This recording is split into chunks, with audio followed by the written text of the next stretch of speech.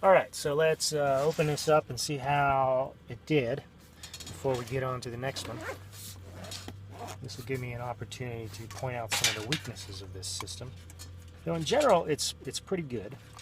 Let's just see how it did. I mean, it's still ridiculously hot. It's like, I think it's just 20 minutes later. Maybe a better way to grab this. Just made myself a impromptu.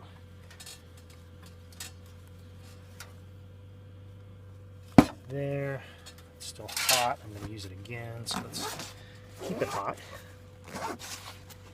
Set it aside. Back over. It's still really, really hot. Adjust this video. Okay, and it's done. So it's perfectly done. So I can grab it. Is there any more water? Oh, there's still a little water in there. Oh, I should have cooked it just a little bit longer. So I can hit it again on the stove in a minute. So it looks like I should have left it just a little bit longer. So one of the things that's very important when you're doing thermal cooking that increases your efficiency by a lot is making sure that you fill it all the way with water. Because what ends up happening is, you know, just as we were talking about before, that the issue with heat is that it just gets lost to the air. And if you don't fill it all the way, then you're going to have a bunch of air in there as well. And the air will have a tendency to just pull a lot of the heat out. And things will take a lot longer, or they'll cool down a lot sooner, and you might have to redo it like I'm going to have to do with this. Is it still hot enough? Probably if I just give it a boil and then stick it back in there, it'll probably work just fine. But I'm going to make another video right now and not worry about this. So I'm going to set this aside. So you want to get rid of the water as much as possible. And one of the methods I've been using most consistently is I use these little thermoses. And you can find all these at thrift stores too, though sometimes you got to get lucky to find them. But you can also buy them. I think they're not really that expensive, maybe in the order of like $10, $8 to $10 each one. So this one, let's see, I'm going to try to think through the number of issues that I'm talking about. One of the things when you're using this is you want to have it filled all the way to the top, and you can see that it's already filled. And the reason is that I've got something in here. I've been soaking rice with some lentils and what else do I got in there? Quinoa. And that's something I do. It's called making sprouted germinated rice. Use brown rice for that, and you can also do it with beans, lentils, all that sort of thing. And it improves the nutritional quality of it a lot. So the first process of that is just to soak it overnight, about 8 hours. And one of the things that helps the soaking process out a lot is if you first heat it up and keep it at sort of a warm but well below boiling sort of temperature. So it helps the process out a lot. So these are really handy for that, and they're handy for a couple of different reasons. I'm able to get it up. What I do is I get it up to just under boiling, and then stick it in here, and then it gradually cools down. I'll just like set it aside. I don't put it in another thermos or anything like that. I'll just let it cool down over the next however long it takes to cool down. It gives it a nice average temperature that facilitates the germination process. And other thing is I've basically pre-measured this. I've got exactly as much water as I need in there to fill it all the way to the top, so it's completely vacuum sealed, no air in there at all to cool it down. Because if you have any air in there at all, and I've just discovered this when I check it again the next morning, I usually will do this at night, get up the next morning, and then I'll have it for breakfast. If there's any air in there at all, the next morning, it will not be done. I'll have to like stick it in there again. For however long, and it could still be like far from done sometimes. There's also a couple of reasons why this system requires a little bit of practice, unlike this one, which this just involved cooking it and then just immediately, you know, while I'm talking, I might as well just be reboiling this. So let me do that.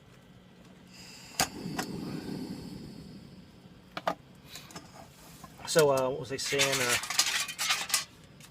There's a couple things about this system, and one of them is that when you're using this one and just sticking it straight into your little wonder box type contraption, you don't lose any heat in the process because, well, you're just taking it and sticking it right in there. But there are other reasons, due to the efficiency of your wonder box, that's going to affect how well it cooks, as well as the air content that's in here. And especially because I used a bigger pot, it's going to have a lot more air. If I had used my small pot, it would have been a lot less air and had less problem of cooling down. So that's why I said that this method is generally useful for your, you need it to boil a little bit longer, but you don't necessarily need it to boil a long time, right? But if it's something like beans, which, you know, sometimes you might slow cook them for 8 hours or something, right? And rice sometimes requires a long time of cooking, or just like boiling really hard if you want to get it done faster. But the slower you cook it, the more nutrients will stay in there. You can keep more of the enzymes alive and keep it more nutritious overall. So there are some trade-offs. But you'll figure out probably that when you use a type of system with a thermos, or either do that, you get yourself make a really efficient wonder box system. One reason why this is not mobile, driving around, is one reason why this is not. You know, it's easy if you're just at home, you got a pot, you stick it in a box. Nothing happens to it. But if you're driving around, especially on bumpy roads and stuff, you don't want to have a pot just like sitting there in a box. It's just going to make everything, it's going to spill everywhere, right? So that's close enough to done that I should be able to, yeah, I'm just going to do that, and then I'm just going to turn it off and then just set it aside. And that should do the job just by sitting there for a while. What was he saying? So you stick that into your wonder box. It's got air. It's going to start leaking air, and it might leak other stuff if you're driving around. Putting in this is completely safe, and I will show you what I do. There's a couple different ways that I do this besides the wonder box, but I also use the wonder box in addition, and that makes it really efficient. It makes up for some of the things that, well, basically I'll just explain it really easy.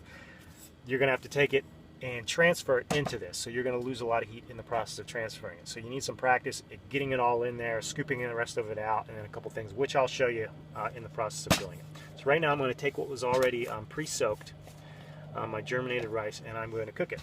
I'm going to do some boiling, and the first part is just to get it out of there, and this will be a little bit of a preview of what happens. So it's not all going to come out of there on the first try, probably.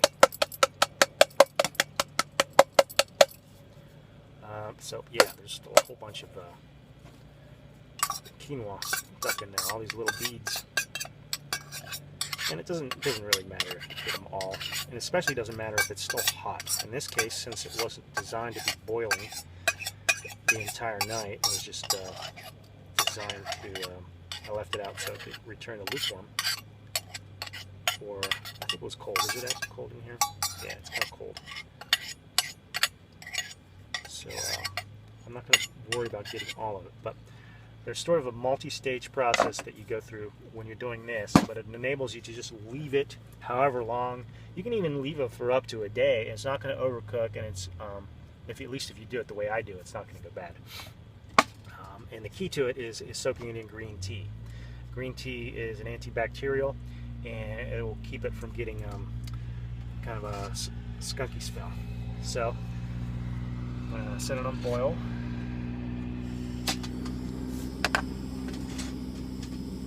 Do all the usual things, cap on, and return in a moment. Alright, so it's now boiling, so we want to get to the next part of the process. Now, one thing I usually do ahead of time, so there's a couple different things that are helpful, so I'm going to show you all of them. First of all, this isn't going to affect too much right now. One of the things I like to do is just preheat the container. So it's boiling now. It's boiling way more than I need it to. Turn it down, then boil. I'm going to preheat this by just doing this. I Put some boiling water in there, close it up, shake it all around. And I usually do this as soon as the water starts boiling, or maybe like if I was making some tea, if there's extra water, then I'll stick that in here before I start boiling that. So I get this preheated, and make sure that that's at a boil. You want to make sure that it is boiling while you stick it in here. So now, quick process. Take it out of there, dump it in, and you got to get it in there as fast as you can so as not to lose a lot of heat. You do lose a lot of heat, so I left the flame on just in case I need to hit it again. If like something happens and I find myself delaying, if there's something stuck to the bottom of the pan, stuff like that. Which there kind of is. So there's more stuff in the pan, so this is what I do. I dump a little in there, shake it around, and that'll enable me to get almost all of it. Now sometimes what happens is I get to where there's not enough left in the pan, and that's a case where I would close it up and then put some more water, boil just a little bit more water so that I can stick it in there and dump the hot water just so I can fill it up to the top. Now because it's filled up to the top,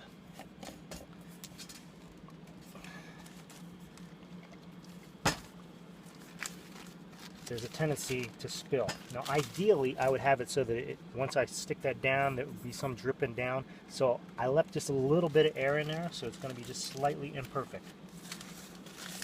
But I do this for two reasons: to protect against spills, and also it adds another thermal layer too.